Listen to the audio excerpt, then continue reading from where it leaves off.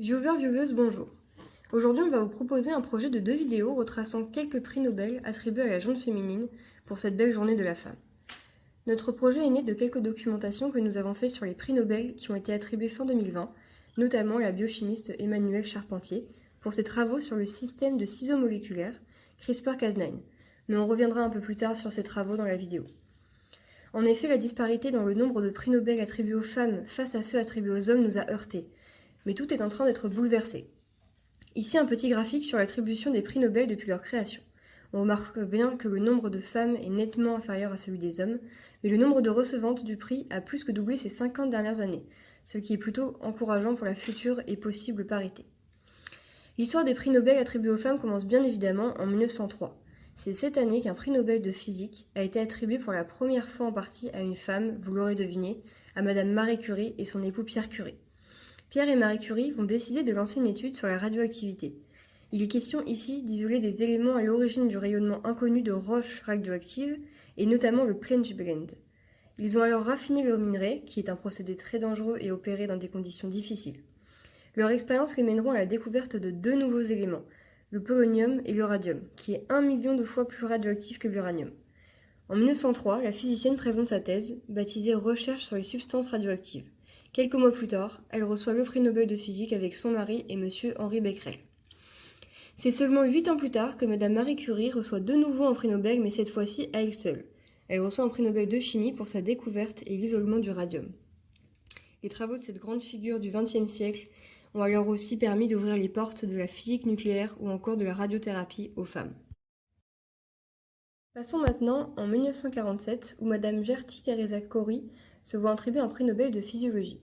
C'est une femme née en 1896 à Prague qui débute sa carrière en tant qu'assistante en physiologie aux États-Unis et qui n'obtiendra sa place de professeur en raison du sexisme de l'époque qu'à l'âge de 50 ans.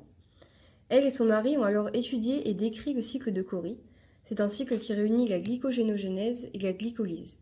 Ils obtiennent le prix Nobel en 1947 pour la découverte du processus de conversion catalytique du glycogène. Les travaux du couple Cori furent majeurs pour la régulation de la glycémie et l'utilisation de l'insuline et donc la lutte contre le diabète.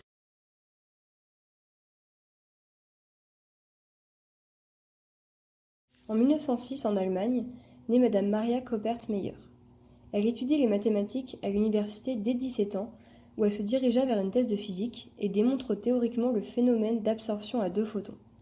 Elle épousa M. Joseph Meyer et ils partirent pour les États-Unis, où elle ne put travailler qu'en tant qu'assistante au département de physique, encore une fois lié au sexisme de cette époque, et de façon non rémunérée. La montée du nazisme l'obligea à rester aux États-Unis, où elle arriva finalement à obtenir un poste de professeur en 1941. C'est ici qu'elle participe au projet Manhattan, projet visant à concevoir la première bombe nucléaire. En 1950, elle publie un modèle mathématique décrivant les couches du noyau atomique, publication pour laquelle elle reçoit pour la 2e fois dans l'histoire des prix Nobel un prix Nobel de physique en 1963, le premier étant celui de Madame Curie, comme vous avez pu le voir. On arrive maintenant en 1977, où un prix Nobel de médecine est attribué à Madame Rosalind Susan Yellow. C'était une physicienne née à New York en 1921.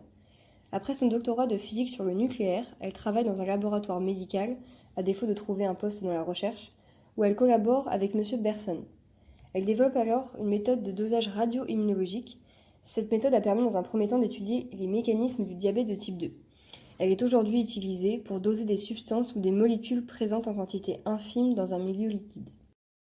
Un petit bond de 5 ans dans le futur, et nous voilà en 1983 avec un nouveau prix Nobel de physiologie attribué à Madame Barbara McClintock.